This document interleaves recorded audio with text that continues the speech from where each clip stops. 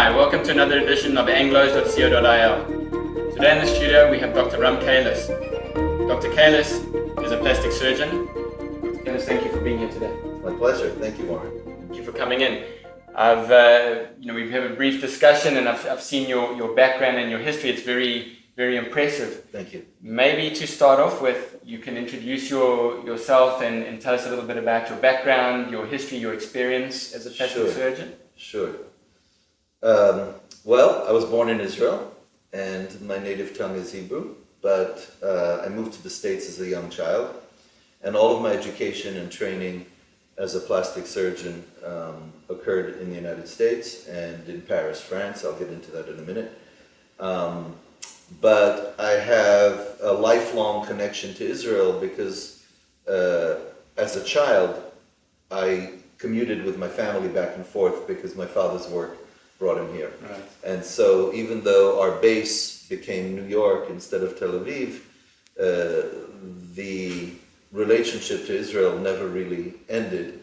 And from a medical standpoint, despite all my training in the United States, I came back frequently. And in fact, after extensive training in aesthetic surgery, pediatric plastic surgery, overall general surgery followed by plastic surgery, I felt that I had a significant contribution to make here, where I always felt was truly home.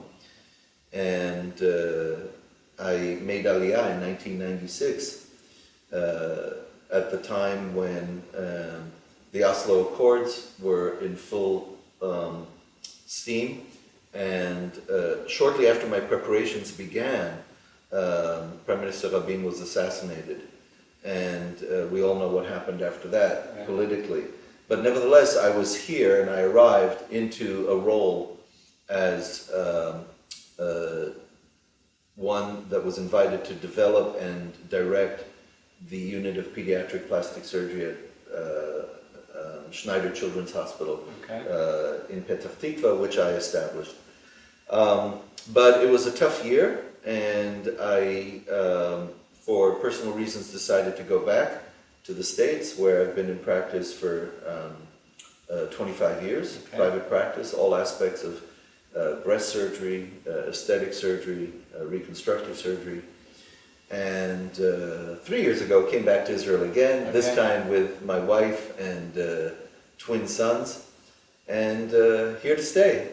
I have an ongoing practice in the States, which I commute to periodically, because thankfully I have a lot of patients that are still asking for me to help out. Right. But now I'm senior staff at Tel Aviv, doing mostly breast reconstruction, following mastectomy for breast cancer, which is certainly one of my areas of expertise. And privately, I also see breast patients and aesthetic patients and patients who have facial skin cancers and things like that. Great. So that was actually my next question, was to say to you, with your history and coming back to Israel, what is it exactly that you're doing now? I work through a little triangle between my home, Tel Aviv, and my private office in Ramat HaChayal, across from Asuta. It's a very convenient commuting triangle. Great. So based on what you said, you seem to have quite a broad amount of experience and training in the field of plastic surgery. Is there a particular field that you have you would say you have a certain expertise in? Right. So the good news and the bad news. The good news is I have an expertise in a wide variety. In Israel, the cultural concept is you're a rhinoplasty specialist, you're a breast specialist, you're a pediatric specialist, you're a skin cancer specialist. Right. And you tend to get pegged into those little niches. I don't want to be pigeonholed, but in actual fact, the way my practice has unfolded over the last 20 years, there's no question that if you ask me what part of the body I'm operating on the most frequently, it's the breast. Both reconstructive and aesthetic. Reconstructive surgery, for example, there are many ways to treat breast cancer. But the two basic ways to treat breast cancer are either a mastectomy and reconstruction. Thankfully, most women who unfortunately require a mastectomy are fortunate enough to be able to have a reconstruction under one anesthetic at the same time. Okay. That's today. Okay, that's interesting. The other big category of breast cancer treatment is lumpectomy, Okay. which means just taking out the tumor, Right. but preserving the breast. Gotcha. But that almost requires additional radiation therapy. Okay. And radiation therapy is good in that it treats the cancer, Right. but it's sometimes not so good because it can cause distortion and changes in the breast shape that can be difficult to treat. So those areas are my area of specialty, not only breast reconstruction and post-radiation breast reconstruction, but also aesthetic breast surgery. Women who complain of very large, heavy breasts that get in the way, their bra straps dig into their shoulders, they find it difficult to be active in sports and exercise, they benefit unbelievably from breast reduction surgery. The woman who has nursed 1 or 2 or 3 children and was once very happy with her breasts, but now they're very saggy and droopy and maybe they've lost a lot of volume, that woman might require a breast lift, or she might require a breast lift with an augmentation. Right. So all of those things are what I do today, and that's probably what I do mostly. The other category of what I do, because of my pediatric training, I have a broad experience in treating children. And what do we do for plastic surgery for children? Well, we think of plastic surgery as facelifts and rhinoplasties. Right. We don't do those on children. Right. On children, we fix prominent ears. Yes. We remove large moles Yes. that may be on the trunk, but they also might be on the face. Yes. And they're called congenital, meaning from birth, nevi, which is the medical term for a pigmented lesion or a mole. And sometimes they're very challenging because it can be so big that you have to do some complex reconstruction, like a skin graft or move tissue around. Yeah. So we're obviously happy to have you back in the country. Thank you. It's great to have you back in your expertise. I think what's important, can you, seeing any kind of doctor for any kind of procedure can be a complicated process. Maybe we can go through some of the benefits for the English speakers out there about why it could be so beneficial and so important to see a doctor who you can relate to in your native, your home language, to speak English with, and really get the message across and understand exactly what everything entails. Maybe you can talk to that a little bit. Or the Anglo community, their Hebrew is quite strong, and some not so strong. Correct. But the average Anglo patient, sometimes, especially when you're talking about sensitive subjects that are perhaps very personal, very intimate, sometimes expressing one's wishes in your native tongue can be very reassuring, particularly if it's falling on the ears of someone who really understands and speaks your language. So I find that to be the case. Right. At the same time, you alluded to the fact that the healthcare system in Israel can be challenging. Right. You all heard about the controversy in the United States about how Obamacare came about, and the idea of socialized medicine, which most Israelis embrace. Yes. Because the cultural understanding here is that healthcare is basically free. I'm covered, cradle to grave. But then you dig a little deeper and you understand that if you have a little mole that you want removed and you go to one of the public hospitals, you might be able to get it done in the next month or 2 or 3. Right. But it might also take 3 years to get on the surgical schedule. Gotcha.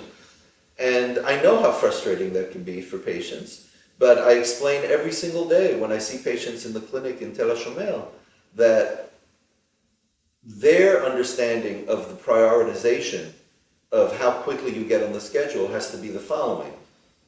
Number 1, trauma. Yeah. You've been in a car accident and you're bleeding. Gotcha. That's number 1. Right. Number 2, cancer. We don't want people walking around with cancer for very long. It needs to be treated. Sure. And then 3 is, there's something in between those two. There can be infections that need to be treated that's not life-threatening, but it needs to be done relatively urgently. Okay. And then the shigrati, which is the routine, that sort of goes to the end of the line. And unfortunately, because it can be long waits, some people prefer to sort of get their need taken care of sooner. And that can be through one of the Kupot or through their private insurance. And so we have 2 parallel systems. We have the public system, which is essentially 100% free. Right. And then we have the private system that even that has a couple of different tiers. The Kupot are a little faster, and totally private is yet fastest. Yes. And so depending on patients' means and how discriminating they want to be about who's operating on them, because for example, at the public hospital, there's less choice. Right. In the Kupot, there's less choice. Hopefully you'll get a good doctor, I'm sure you would, but it still might be a doctor perhaps with less experience, sooner completed their training, etc., etc. So one has to be a sort of a discriminating researcher. Just as we're consumers for products that we buy, we actually have to be educated consumers for healthcare as well. Absolutely. So just in that regard, we know that you've touched on it briefly. In terms of plastic surgery, are there things that, let's say it's some kind of elective plastic surgery, are there things that you cannot get done through the Kupot that you can only get done privately, or will the Kupot eventually cover me for even elective things that, like you mentioned, somebody who just wants to look a little bit younger, a little bit less tired, things like that, where it's completely elective and not really a medical emergency, so to speak. Will that be covered? So, the question is simple, the answer is more complex. The word you used was elective. Yes. And I want to correct you. The word I think you mean is cosmetic. Exactly. Elective means we can schedule this anytime. Okay. And if someone needs their knee arthroscope, that's elective. Right. But it's not cosmetic because they're limping with pain. They need it, right? So they need this operation, but it's elective in that it can be done in a month, it can be done in 3 months. Okay. Cosmetic surgery is certainly elective, right, but it's also cosmetic, which means that the vast majority of the Kupot and the private insurance won't cover it, but, there's a but here, some of the premium plans, I think Maccabi Sheli, there are a couple of others, some of the premium plans will offer certain benefits to the patient, but you would still have to go to one of the doctors on their list. Got you. And if you seek a purely private plastic surgeon, which I happen to be, then it's not really through any of the Kupot, but sometimes depending on the insurance plan, and this is for the patient to discover, I decided I want to see Dr. X for some plastic surgery, will I have any benefits? And that's very individual plan dependent. Got you.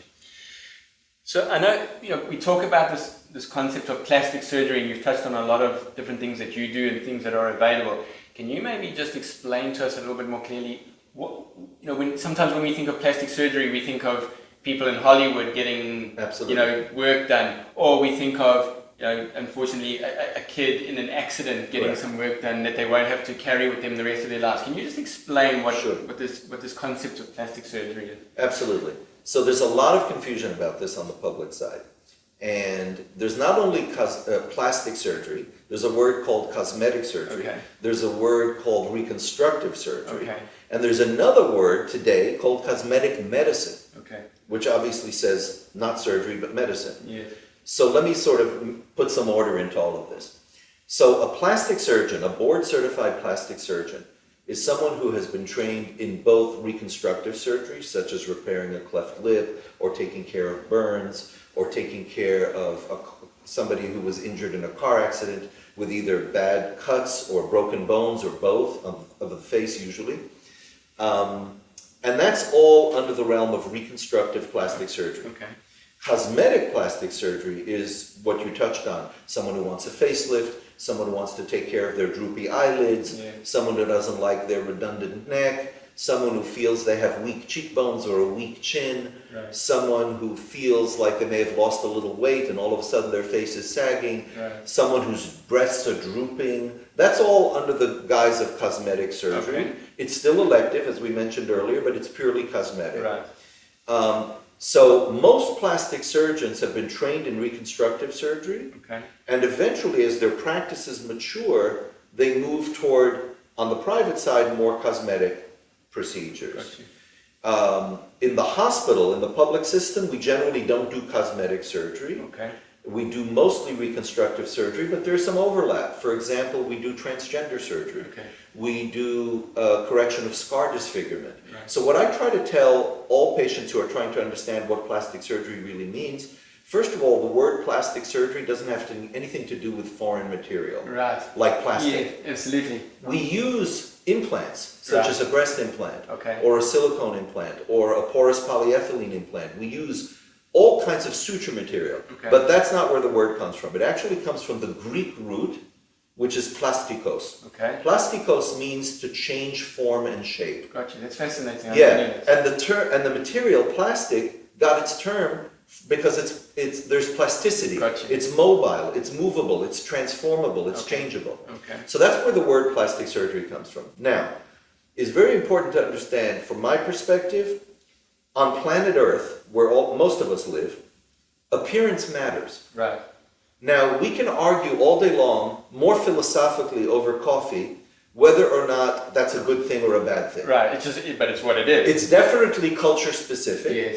For example, we all know that certain more primitive tribes in Africa or in the Andes will have a different aesthetic, cosmetic, What is beauty? appearance, concepts of beauty, etc. Right. But it's still related to appearance. Right. So clearly it's culturally dependent, but let's sort of focus on our culture here. And even within our microcosm of Israel, which is very complex with multi-ethnicities, Right. we still have unique concepts of appearance, what is aesthetic and what isn't. However, what's important to understand is that appearance lies on a spectrum. What do I mean by that? Right. None of us would disagree that abnormal appearance should be normalized. Right. Now, is that abnormal appearance from a congenital birth defect? Is it from a burn scar? Is it from an accident? Why is this person looking abnormal? Yes. So we want to get to the spectrum of normal. Right. Now, within that bell-shaped spectrum of normal, some of us are fortunate enough to be very good looking, Right. and some of us are less fortunate to be less good looking. Most of us are somewhere in the middle. Right. Most of us look darn okay, but we want to make a little improvement. Right. The nose is a little big, we want to take the hump down. Yes. We're a little heavy set on the neck, we want to thin it out. Gotcha. We've got a few extra wrinkles, we want to tighten them. But all of that is within the context of a bell-shaped curve that most of us look okay. Yes. The people we help are all across that spectrum. Okay. From the horrible post-accident or post-injury deformity, Sure. all the way to the fashion model who's making a living as a fashion model, Right. but wants the little bump on her nose shaved down. Yep. And everybody in between. So what I love about what I do is there's a lot of psychology involved, Yes. because we have to understand what's bothering this patient. Right. And we also have to be very smart about who we shouldn't operate on. And let me give you an example. We talked about appearance mattering. Well, there is a condition called body dysmorphic disorder, under which a lot of people know the specifics like anorexia. That's a very common one. Yes. This has to do with distorted concepts of self-image. Yes. And so what we don't want to do is operate on someone who might have some emotional needs that need correction. Right. Now, all of us have emotional needs. Absolutely. We're very complex entities as human beings. Yep. And if we see something in the mirror that bothers us, that's what's bringing us to the plastic surgeon's office. Right. That doesn't mean there's anything wrong with you. It means you have a concern that you would like corrected. Yeah. So our job as plastic surgeons is to figure out who's a good candidate for surgery. And thankfully, most people are. Yes. Most people are coming in very level-headed. They have a reasonable complaint. Yes. And they want it corrected. And if we can help them, we do. And so it's very gratifying because we're mostly working on improving patients' quality of life. Gotcha. We're also doing life-saving work when it comes to treating patients with skin cancers such as melanoma Right. or breast cancer. But again, it's a spectrum. Got you. Can you just explain to us what revision surgery is and, Sure. and why it's so important? Absolutely. So a lot of people think that when they have a primary problem and they need it treated, and they have it treated, even in the hands of excellent plastic surgeons, sometimes they may be unhappy with the outcome. Got you. And they should not automatically assume that what they have is permanent and unalterable. It is alterable. Okay. If someone is unhappy with the outcome of their surgery, whether it didn't meet their expectations, or it's changed over time. Yeah. And the breast is a perfect example. You know, the breast is affected by many, many factors. Right. Age, hormones, gravity, pregnancy, skin quality, all of the genetics, all of these things can affect the way a woman's breasts look.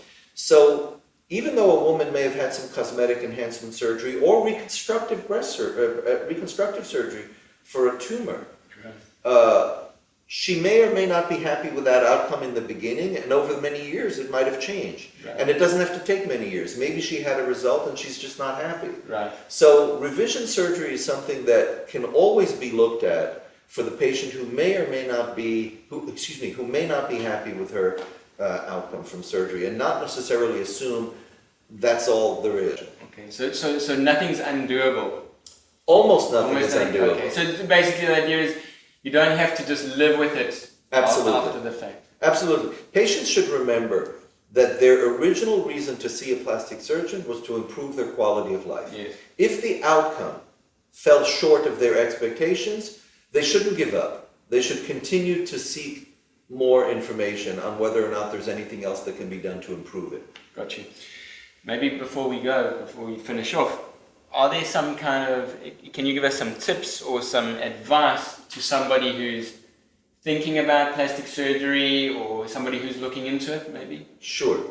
So there are many different ways a patient will arrive at a plastic surgeon's office. They may have had a friend who had a good experience. That's terrific. Yeah. They may have found them on the internet and read some good reviews. They may have seen some pictures of before and after. I think all of those elements are very important. I think the most important element is the connection with their plastic surgeon. Okay. If they arrived in the office and feel confident about their experience, they feel as though their plastic surgeon understands their wishes, their needs. And this is where the language comes in. And that's where language absolutely comes in. I think they need to feel confident. And one of the reasons a patient is going to feel confident is by getting all of their questions answered. So, you know, Israelis don't have patience for a lot of dawdling. Yes. They're sort of, let's get it done. Right. That's the attitude much more in Israel. Yep. And I respect that. Right. But with more sensitive subjects, you can't wrap a consultation up in 10 minutes. And I feel that it's extremely important that the doctor do the educating. Okay. Doctor, thank you so much for being with us today. It was really informative. We really enjoyed it.